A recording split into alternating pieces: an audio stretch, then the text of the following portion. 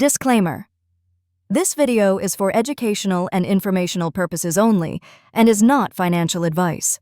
Always consult with a qualified professional before making any financial decisions. Today, we're diving into the basics of candlestick patterns, focusing on some simple yet powerful ones.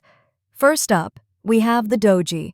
This pattern indicates indecision in the market, where buyers and sellers are in a standoff. Next, let's talk about the Marubozu. This strong candlestick shows a clear direction, either bullish or bearish, with no shadows. Then we have the hammer. This pattern suggests a potential reversal after a downtrend, signaling buyers are stepping in. Remember, patterns don't work 100% of the time, but they help you define your risk. Ifan way. Before we proceed, if you found the information in this video informative or helpful, please do me a favor.